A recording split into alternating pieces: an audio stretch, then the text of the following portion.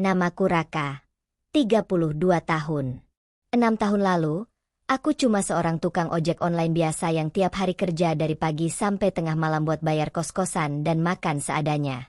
Hidupku ya gitu-gitu aja. Motor tua, jaket ojek udah bulukan, dan HP yang sering ngelek kalau buka aplikasi.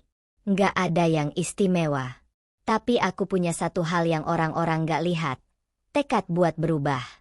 Aku nggak pengen selamanya kayak gitu.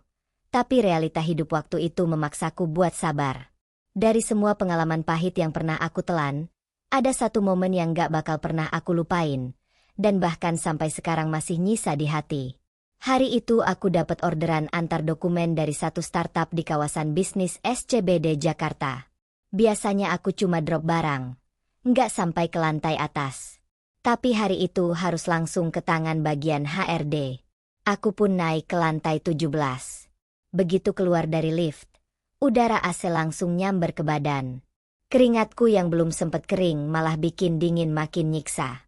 Di depan meja resepsionis, aku lihat dia, cewek tinggi, cantik, pakai blus putih dan rok span navy. Rambutnya panjang, lurus, ditata rapi. Dari ujung rambut sampai sepatu, semuanya kelihatan mahal. Dan dari detik pertama aku ngomong, aku tahu dia ngeremehin aku. Ini dokumen dari kantor X ya? Tolong hati-hati. Jangan disobek atau ketumpahan kopi. Suaranya sinis, dingin, dan nyakitin. Aku cuma senyum sopan. Iya, Mbak. Ini udah sesuai permintaan. Langsung saya antar ke HRD. Tapi yang bikin makin nyesek, setelah aku serahin dokumen dan muter balik, aku denger dia ngomong pelan ke temennya. Gila, kalau hidup cuma jadi tukang ojek, ngapain juga sekolah tinggi-tinggi? Temennya ketawa. Aku nggak sengaja denger itu. Rasanya dada ketusuk. Aku udah biasa diremehkan. Tapi entah kenapa yang satu ini beda. Mungkin karena dari matanya, aku tahu dia nggak cuma meremehkan profesiku, tapi juga menganggap aku nggak layak. Malam itu aku pulang dengan dada sesak. Bukan karena hinaannya, tapi karena aku sadar, ada dunia di atas sana yang ngelihat orang-orang sepertiku cuma kayak angin lalu. Dan di momen itulah aku janji, suatu hari nanti, aku bakal berdiri sejajar, bahkan lebih tinggi dari mereka yang dulu ngerendahin aku. Sejak saat itu aku mulai nabung, belajar bisnis, ikut komunitas online, nonton video edukasi tiap malam meskipun mataku udah sepet. Aku nggak mau jadi korban sistem selamanya. Aku ambil orderan siang malam, sampai akhirnya punya cukup modal buat mulai jualan kecil-kecilan. Dari situ aku bangun usaha logistik kecil bareng temen SMA yang ngerti sistem backend. Kami mulai dari nol, nganter paket antar kota, antar toko online. Gagal? Udah pasti. Tapi aku jalan terus. Karena aku tahu, aku punya tujuan yang gak bisa aku tinggalin. 6 tahun berlalu. Hari ini aku bukan tukang ojek lagi.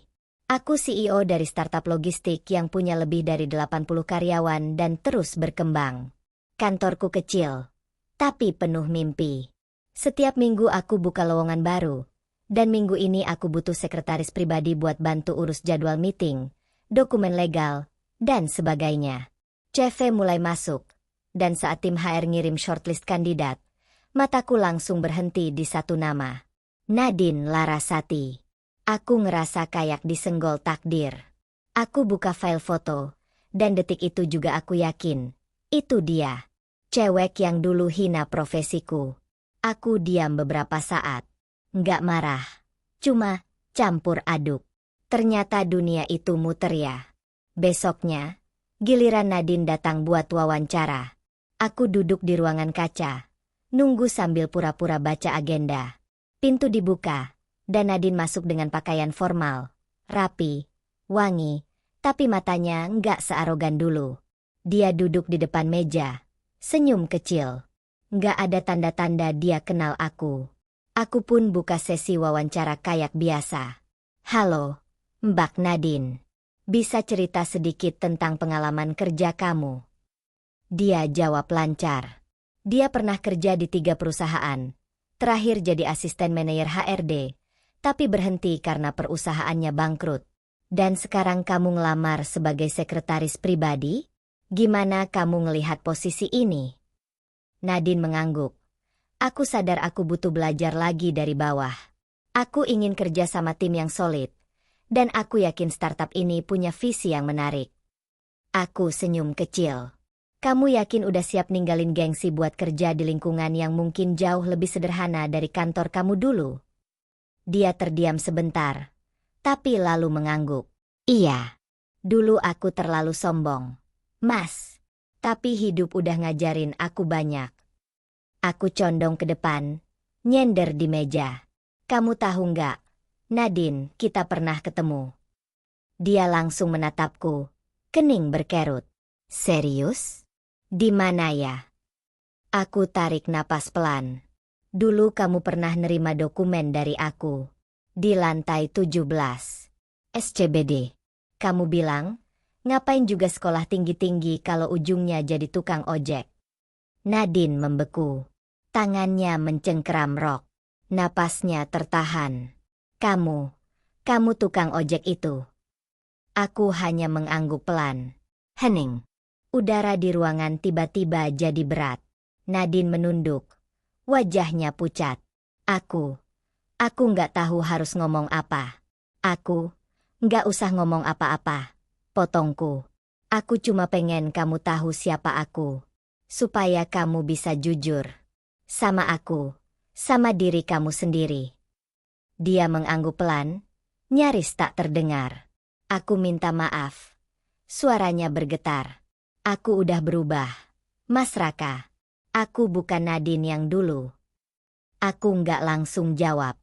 Dalam hati aku masih berantakan. Tapi satu hal yang aku tahu pasti.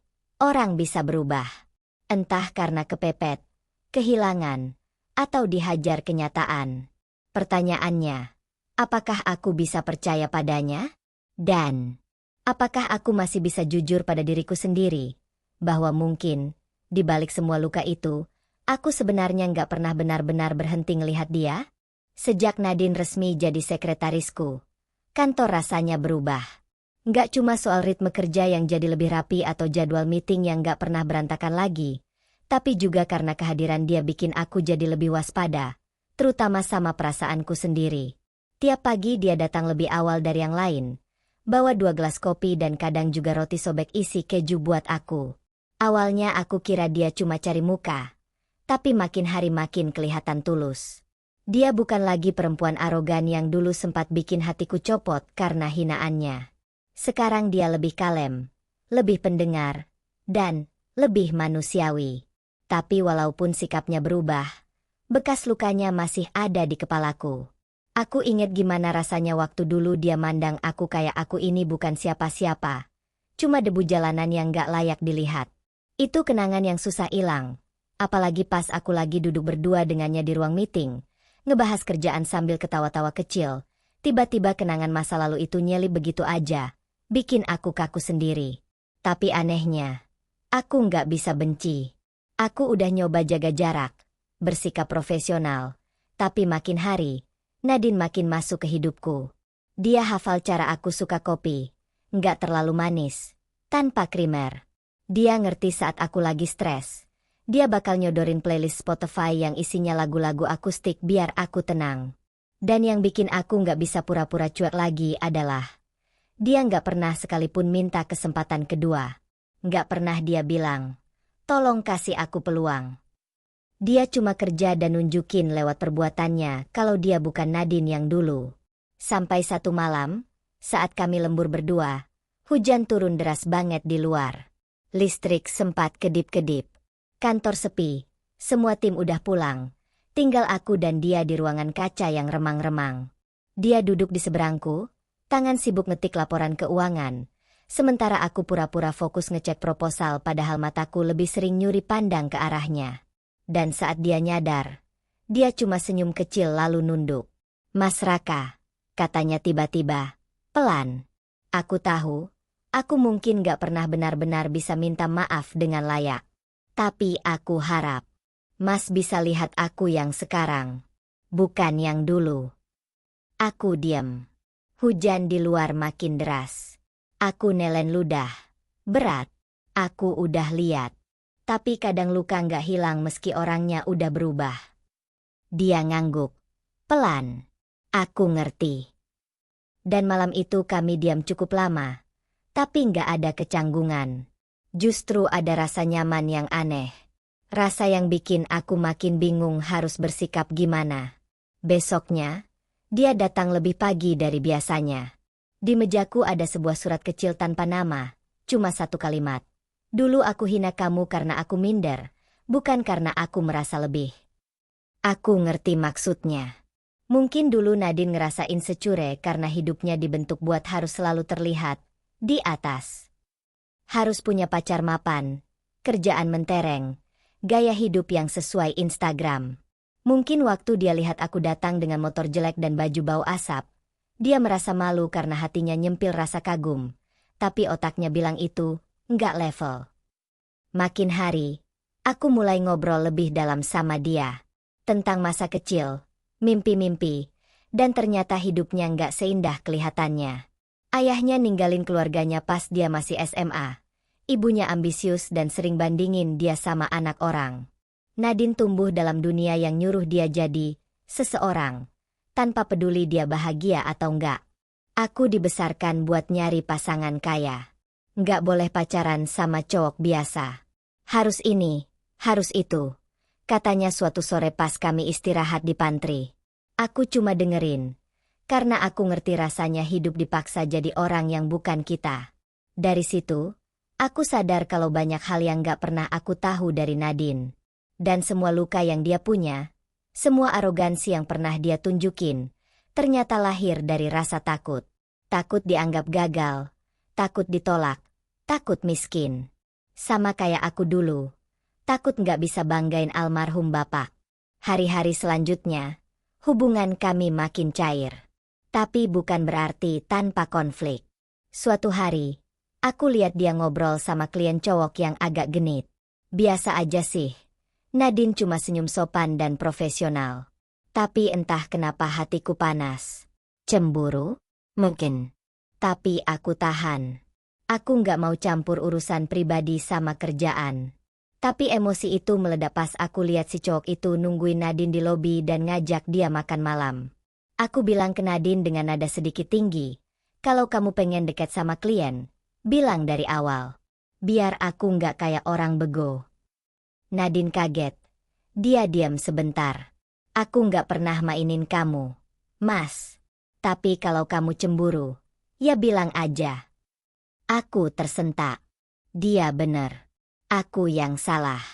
Dan malam itu aku mikir, sejak kapan perasaanku jadi serumit ini? Aku pikir aku udah kuat. Udah kebal. Tapi ternyata enggak.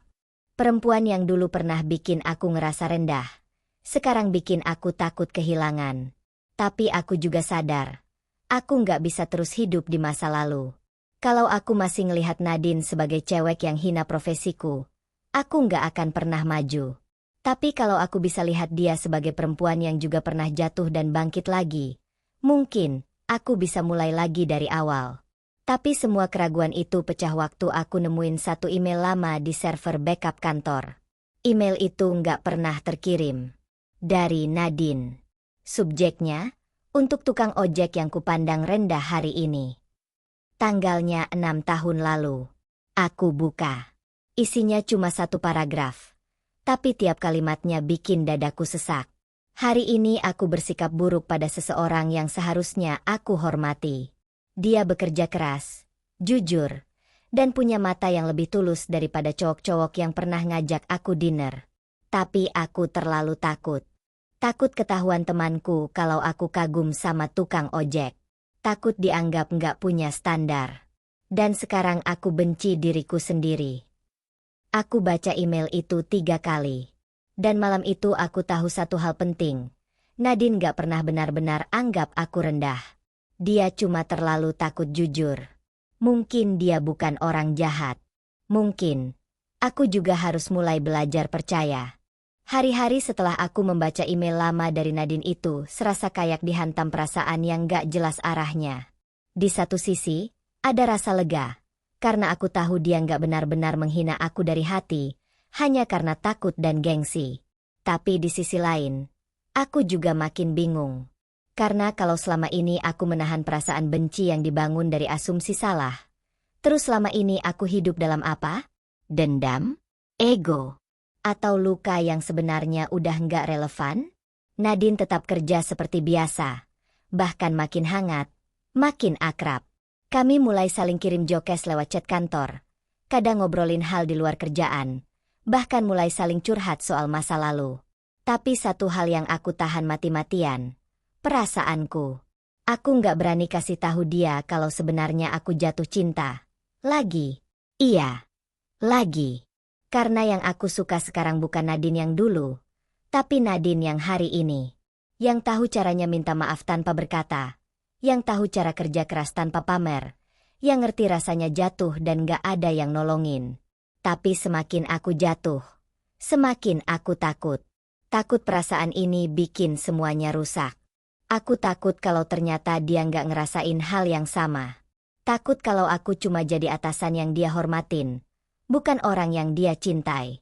Dan ketakutan itu memuncak di satu sore. Saat dia mendadak ngajak bicara empat mata. Aku pikir dia mau bahas kerjaan penting. Tapi ternyata bukan. Nadine menatapku. Wajahnya serius tapi matanya bergetar. Aku mau resign. Mas. Dunia rasanya berhenti. Apa? Kenapa? Tanyaku. Suara nyaris serak. Nadine menarik napas panjang. Karena aku mulai suka sama kamu.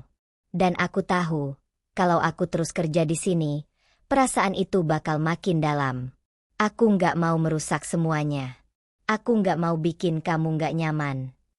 Aku tercekat. Aku nggak nyangka dia bakal sejujur itu. Kamu suka aku? Tanyaku pelan. Dia mengangguk. Aku tahu aku nggak punya hak. Aku pernah nyakitin kamu. Aku pernah hina profesimu. Dan meskipun kamu udah maafin aku nggak mau rasa suka ini jadi beban buat kamu. Jadi biar aku mundur. Aku duduk diam. Nggak bisa mikir. Hujan di luar jatuh kayak suara detak jantungku sendiri. Lama aku diam. Sampai akhirnya aku berani bicara. Aku juga suka kamu. Nadine kaget. Matanya membulat. Tapi, lanjutku, aku masih belum bisa sepenuhnya percaya. Bukan karena kamu, tapi karena aku sendiri belum selesai berdamai dengan rasa rendah diriku dulu. Dia menunduk pelan. Aku ngerti. Dan seminggu setelah itu, Nadine resmi resign. Dia peluk semua tim satu-satu, termasuk aku. Pelukan itu lama, hangat, dan terasa berat. Sejak dia pergi, kantor jadi sepi. Nggak ada lagi tawa kecil dari meja depan. Nggak ada yang iseng nyodorin camilan pas aku rapat. Nggak ada yang nyuruh aku berhenti kerja dan istirahat. Aku kembali fokus. Tapi hampa. Aku coba alihin dengan kerja keras. Meeting sana-sini, pitching ke investor, ekspansi ke kota lain. Tapi tetap aja, setiap pulang ke rumah, aku buka HP dan lihat story dia. Dan disitulah semuanya berubah. Satu malam, aku lihat dia upload foto banner kafe kecil dengan tulisan, "Mula, tempat bermula dan kembali." Di captionnya dia tulis, "Ini adalah tempat yang aku bangun dari rasa kehilangan dan cinta yang belum selesai." Aku nggak tahan. Besoknya, aku datang ke kafe itu. Tempatnya kecil tapi hangat. Aroma kopi bercampur kayu manis. Ada rak buku bekas di pojok dan meja-meja kecil dari kayu jati. Nadine berdiri di balik meja kasir. Kaget lihat aku. "Aku cuma mau ngopi," kataku canggung. Dia senyum tipis. "Kopinya masih sama. Nggak terlalu manis. Tanpa krimer, kan?" Aku mengangguk. Kami ngobrol di pojok ruangan. Awalnya soal hal remeh. Lalu makin dalam. Tentang bagaimana dia bangun tempat ini dari uang pesangon dan tabungan. Tentang gimana dia belajar dari nol. Dan tentang satu hal yang bikin aku nggak bisa lagi pura-pura kuat. "Aku bangun tempat ini," katanya pelan, "buat orang-orang yang pernah jatuh. Kayak kita. Yang pernah merasa rendah. Nggak dianggap. Dihina. Tapi bisa bangkit dan bikin. tempat buat diri sendiri. Aku tercekat. Dan di detik itu juga, aku tahu aku nggak bisa lepas dari perempuan ini. Tapi saat aku berniat menyatakan semuanya, plot twist yang sebenarnya datang. Bukan dari dia, tapi dari hidup. 2 hari setelah pertemuan itu, aku dapat email dari investor luar negeri yang tertarik akuisisi startupku. Nilainya gila. Mereka mau beli mayoritas saham, dengan syarat, aku harus pindah ke Singapura sebagai direktur eksekutif. Kesempatan sekali seumur hidup. Tapi artinya, aku harus ninggalin semuanya. Termasuk Nadine. Aku bingung setengah mati. Aku duduk sendirian di kantor sampai jam 3 pagi. Mikir, apa ini akhirnya? Apa aku harus pilih karir dan buang perasaan? Atau tinggal demi cinta, tapi lepasin peluang besar? Aku coba ngobrol sama Nadine lagi, tanpa nyebut soal tawaran itu. Tapi dia justru cerita duluan. Aku mau buka cabang kedua, di Bandung. Dan mungkin setelah itu Bali. Aku ngerasa ini jalan hidupku sekarang. Aku cuma bisa senyum, tapi hatiku retak. 2 minggu kemudian, aku tanda tangan kontrak. Aku putuskan berangkat. Tapi sebelum pergi, aku sempatin ke kafe Nadine 1 kali lagi. Aku duduk di pojok, seperti biasa. Dia datang, duduk di depanku. Kamu kelihatan beda, katanya. Aku tarik napas panjang. Aku pindah ke Singapura. Akhir bulan. Nadine diam, mata berkaca. Tapi dia tetap tersenyum. Akhirnya kamu sampai juga ya, ke tempat yang kamu tuju. Aku genggam tangannya. Tapi tujuanku bukan tempat, tapi orang. Dia nggak bisa nahan air mata. Dan aku pun berdiri. Pamit. Kami berpisah dengan pelukan. Bukan janji. Bukan kisah cinta yang manis seperti drama Korea. Tapi, nyata. Dan 1 tahun setelah itu, aku kembali ke Jakarta. Bukan karena gagal, tapi karena sadar, ada hal yang lebih besar dari karir. Cafe Nadine kini jadi 3 cabang. Ramai. Dan saat aku masuk ke sana, dia sedang berdiri dengan apron coklat, rambut diikat, wajahnya tenang. Dia lihat aku. Kaget. Ngapain kamu di sini? Tanyanya. Aku senyum. Nyari tempat buat mulai dari awal. Dan untuk pertama kalinya, aku bawa bunga. Bukan sebagai pelanggan, tapi sebagai laki-laki yang siap berhenti lari. Masih ada lowongan buat partner hidup? Tanyaku pelan. Dia tertawa kecil. Matanya berkaca. Ada. Tapi gajinya cuma cinta. Aku jawab. Itu cukup. Dan itulah akhir dari cerita kami. Bukan tentang siapa yang dulu salah, siapa yang lebih dulu jatuh. Tapi tentang 2 orang yang pernah saling melukai, saling belajar, dan akhirnya saling memilih.